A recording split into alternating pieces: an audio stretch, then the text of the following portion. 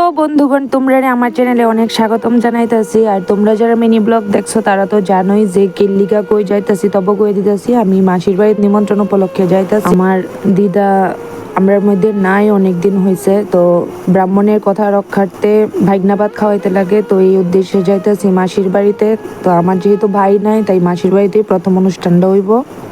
এই নিমন্ত্রণ রক্ষাটা যে কতটা দুঃখের, যারা তারার প্রিয় মানুষরা হারাইছে তারাই বুঝবো। আমার লিগা আমার দিদা অনেক আপন। আমার লিগা এই রাস্তাটি দিয়া গেছি আমার বাড়ির থেকে মাসির বাড়ির দূরত্ব খুব বেশি না, ভিতরটা 5টা জায়গা।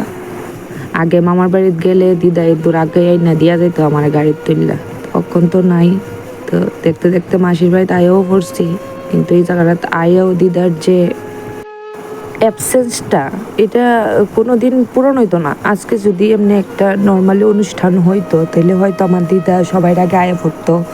মানে ভয়েস ওভার দিতে গিয়ে আমি দিতে পারতেছি না, মানে তো কষ্ট হইতেছে কথাটা কইতে।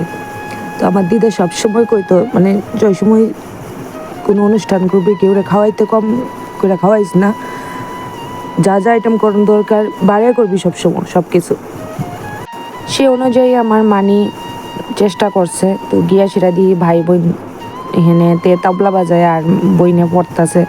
এরপরে গিয়ে দিই তারা আমিনরা যাওয়ানের আগেই রান্না স্টার্ট করে দিছে, যদিও এখানে গিয়া সেটা হেল্প করার কথা ছিল। এরপরে যতটুকু পারছে হেল্প করছে, আলু বেগুন কাটটা দিছি। এদিকে কুট্টি মোনা দেখি মাছের তেল আনছে, তো আইন আবার দেখাইতেছে যে এটা কত বড়, কি সুন্দর।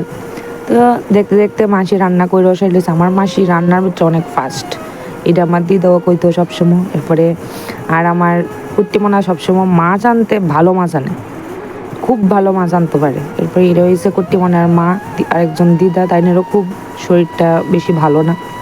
তো দেখতে দেখতে রান্না বান্না চলছে, কিন্তু এক একটা জিনিস দেখি আর দিদার স্মৃতিরই ভাইসা উঠে আমাদের চোখের সামনে। দিদা তো নাই, কিন্তু দিদার কিছু গুণ আমরার মধ্যে দিয়া গেছে, যেমন রান্না বান্না শিখাই গেছে আমারে। বিশেষ করে মানে যখনই কিছু রাঁধতো আমার জিগাইতো, বা আমি রাঁধলে দিদারে জিগাইতাম কোনটা কি মশলা। তো দেখো এখানে সব রান্না হয়ে গেছে, আইটেম কিতা কিতা হয়েছে তোমরা দেখেই বুঝতে পারবা। তবে কই আলু বেগুন ভাজি হয়েছে, ডাল, ডিম, বড় মাছ, শাক, মাংস, আর 2 রকমের দই আর মিষ্টি।